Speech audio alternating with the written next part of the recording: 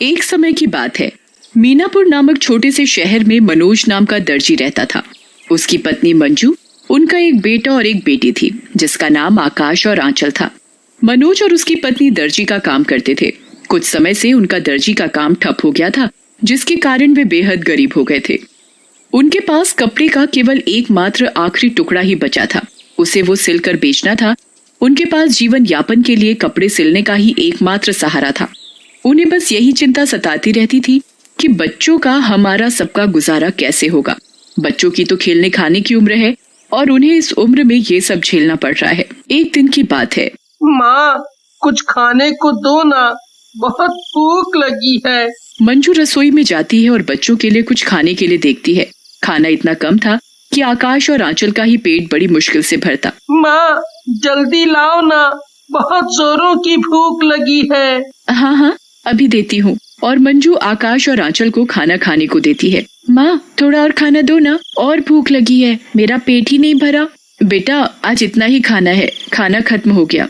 आकाश और आंचल दोनों ही थोड़ा खाना खाकर ऐसे ही सो जाते हैं। मंजू मनोज से कहती है, ऐसा कब तक चलेगा? बच्चों के खाने खेलने की उम्र है, बच्चों को इतनी सी उम्र में ये सब झेलना पड़ रहा है। क्या करूं? इतनी हालत खराब हो गई है कि कुछ समझ नहीं आता। अब तो कपड़ा सिलने के लिए भी थोड़ा सा ही कपड़ा बचा है। कल उस कपड़े की फ्रॉक बनाकर बाजार में बेच आऊंगा, कुछ तो पैसे मिलेंगे। और मनोज ने रात को अपनी दुकान में जाकर कपड़े की कटिंग की और उसे रख दिया। उसने सोचा, कल सुबह आकर मैं कटे हुए कपड़ों को सिलकर बाजार में बेच दूंगा। फिर वो अपने घर चला जाता है और वो पूरी रात सोचता रहता है कि घर का खर्च कैसे चलेगा। और सोचते सोचते उसे नींद आ जाती है और वो सो जाता है। रात को दो भूत दामू और जामू मनोज की दुकान के आगे से जा रहे होते हैं, तो वो मनोज की दुकान की खिड़की खुली देखकर दुकान में घुस जाते हैं। वो देखते हैं कि दुकान में कटा हुआ कपड़ा रखा है और सिलाई करने का सारा सामान। अरे, ये तो कटा हुआ कपड़ा रखा है।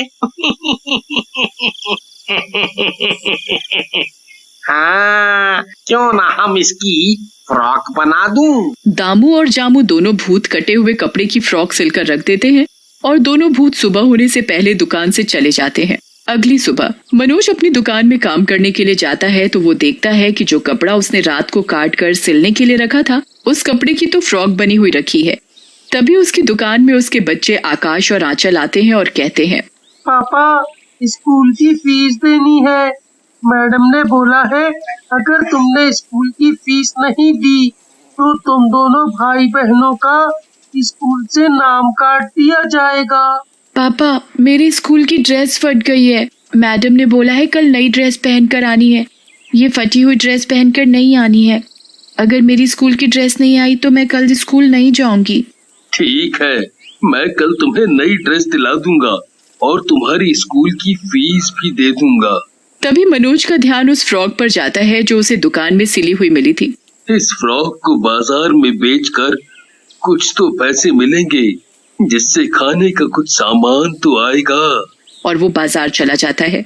बाजार जाकर वो फ्रॉक बेच देता है, जिससे उसे अच्छे दाम मिलते हैं। चलो, आज इस फ्रॉक के थोड़े तो ज्यादा पैसे मिले, कम से कम आज बच्चों को भूखों तो नहीं सोना पड़ेगा। मनोज कुछ खाने का सामान खरीदता है और बाकी पैसे का कपड़ा खरीदता है, जिसे वो हमेशा की तरह दुकान में जाकर काट कर रख देता है। रात को दोनों भूत दामू और जामू मनोज की दुकान की खिड़की खुली देखते हैं और कहते हैं, अरे, आज फिर दुकान की खिड़की खुली हुई है। ये कहकर वो दोनों दुकान में घुस जाते हैं और वो देखते हैं कि दुकान में कटा हुआ कपड़ा रखा है और सिलाई करने का सारा सामान रखा हुआ है। जामू, देखो ना, यहाँ तो कपड़ा और सिलाई का सारा सामान रखा हुआ है। हाँ, क्यों ना हम इस कपड़े की कमीज बना दें। दामू और जामू कपड़े को सिलकर एक सुंदर सी कमीज बना देते हैं और फिर वो दोनों सुबह होने से पहले दुकान से चले जाते हैं। उनका ये सिलसिला यूं ही चलता रहा। दोनों भूत रात को आते और कपड़े सिलकर रख जाते। अगले दिन मनोज अपनी दुकान में जाता है और अरे, ये इतने सुंदर कपड़े किसने सिल दिए? अरे वाह, ये कपड़े तो बहुत ही खूबसूरत हैं। इनकी तो दाम भी बहुत अच्छे मिलेंगे। मैं आज ही इन्हें बाजार में बेच आऊंगा। और मनोज बाजार जाकर कपड़े बेचता है। भैया, ये फ्रॉक कितने की है? 500 रुपए की। भैया ये फ्रॉक मुझे दे दो। जी अभी देता हूँ। और वो औरत मनोज से फ्रॉक खरीद लेती है और उसे फ्रॉक के अच्छे पैसे भी मिल जाते हैं। मनोज उन पैसों से घर का कुछ सामान और कुछ कपड़ा खरीदता है। मंजू लो, ये कुछ खाने का सामान है, कुछ खाने के लिए बना दो। जी अभी बनाती हूँ। और मंजू खाना बनाकर बच्चों और मनोज को खिलाती है। मनोज भी हमेशा की तरह अपनी दुकान में जाकर रात को कपड़े की कटिंग करके रख देता है कि सुबह आकर कपड़ा सिलकर बेचूंगा, और वो अपने घर चला जाता है। और रात को दामू और जामू फिर मनोज की दुकान के आगे से जा रहे होते हैं। वो दुकान की खिड़की खुली देखते हैं तो दोनों दुकान के अंदर चले जाते हैं। देखो ना दामू, आज भी कटा हुआ कपड़ा रखा है। क्यों ना इसकी पैंट कमीज बना दें? दामू और जामू दोनों कटे हुए कपड़े की पैंट कमीज सिलकर रख देते हैं। और अगले अरे मैंने तो सिर्फ कपड़े को काट कर रखा था, पर कमीज कैसे सिल गई? पर ये कपड़े सिले बहुत सुंदर हैं। हाँ वाकई में बहुत ही खूबसूरत हैं। इनके तो बाजार में दाम भी अच्छे मिलेंगे। मनोज पैंट कमीज को लेकर बाजार में बेचने चला जाता है, जहां उसे पैंट कमीज के और दिन से ज्यादा पैसे मिलते हैं। मनोज उन पैसों से घर का राशन का सामान और बच्चों के लिए मिठाई और बेचने के लिए कपड़ा खरीदता है। आज मनोज दुगना कपड़ा खरीदता है और घर पहुंचकर मंजू राशन है और बच्चों के लिए मिठाई। मिठाई? पापा आज तो हमारे लिए मिठाई लाए हैं। आज तो मजा आ गया। और मंजू भी बहुत खुश होती है।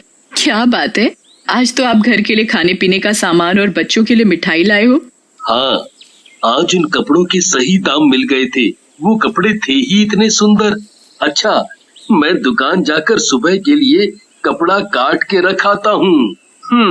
कल सुबह आकर इन्हें सिल कर बेचूंगा। और रात को फिर दामू और जामू मनोज की दुकान में आते हैं और देखते हैं कि रोज की तरह आज भी कटा हुआ कपड़ा रखा है।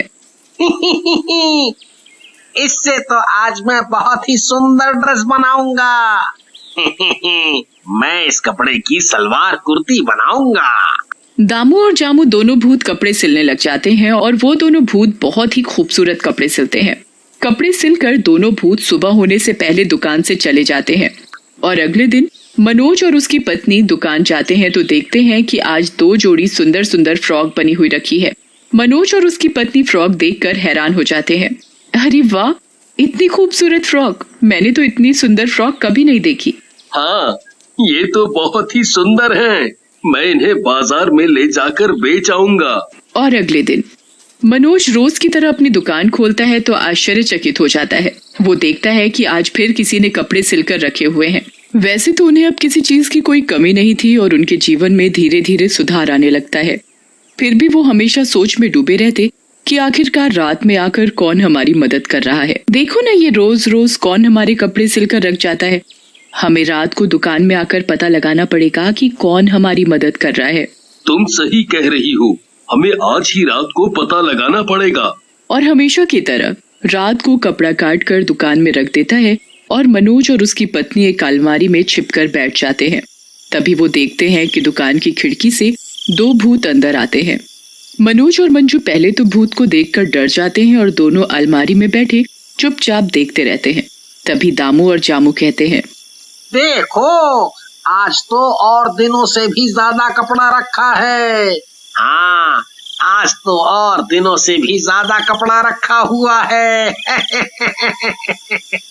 मैं आज इस कपड़े से बहुत ही सुंदर शादी का जोड़ा बनाऊंगा। लोग देखते ही रह जाएंगे। मैं इस कपड़े से शादी की ओढ़नी बनाऊंगा। और दोनों भूत अपना अपना काम करने में लग जाते हैं। दामू और जामू दोनों अपना अपना काम करके सुबह होने से पहले चले जाते हैं। अच्छा तो ये दोनों भूत इतने दिनों से हमारी मदद कर रहे थे। इन दोनों भूतों ने तो हमारी बहुत मदद की है। आज हमें इन दोनों भूतों की वजह से किसी भी चीज की कोई कमी नहीं है। हमें पैसे की भी दिक्कत नहीं है। अब हम आराम से अपनी जिंदगी गुजार रहे हैं। हमें भी इनके लिए कुछ न कुछ करना चाहिए।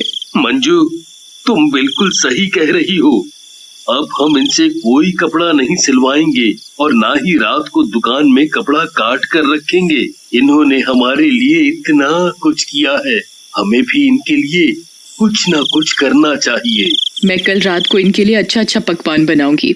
और मैं इन दोनों भूतों के लिए सुंदर सुंदर कपड़े बनाऊंगा। अगले दिन मंजू मनोज से कहती है, आज बहुत काम करना है मुझे। उन दोनों भूतों के लिए अच्छा अच्छा खाना बनाना है और उनके लिए स्वादिष्ट स्वादिष्ट मिठाई बनानी है। हाँ, और मुझे भी दोनों भूतों के लिए सुंदर सुंदर कपड़े बनाने हैं। मैं उनके लिए शेरवानी बनाऊंगा। हमें ये काम रात होने से पहले ही करना पड़ेगा। जी तुम सही कह रहे हो, बहुत काम है। मंजू और मनोज दोनों अपने अपने काम में लग जाते हैं और रात होने से पहले मनोज शेरवानी सिलकर रख देता है और मंजू भी पकवान और मिठाई बनाकर दुकान में रख देती है। मनोज और मंजू दोनों अलमारी में छिपकर बैठ जाते हैं तो देखते हैं कि दुकान की खिड़की से दोनों भूत अंदर आते हैं। अरे, आज तो सिलने के लिए कपड़ा ही नहीं है। अरे हाँ, आज तो कपड़ा नहीं रखा हुआ है। और ये क्या, शेरवानी? अरे, यहाँ तो देखो, इतना सारा खाना, और ये क्या, मिठाई। अरे वाह वाह वाह वाह वाह। दामू और जामू दोनों भूत कपड़े पहनकर बड़े खुश होते हैं और दोनों पेट भर खाना खाते हैं। अच्छा काम करने और उनकी मदद करने की वजह से मुक्ति मिल जाती है।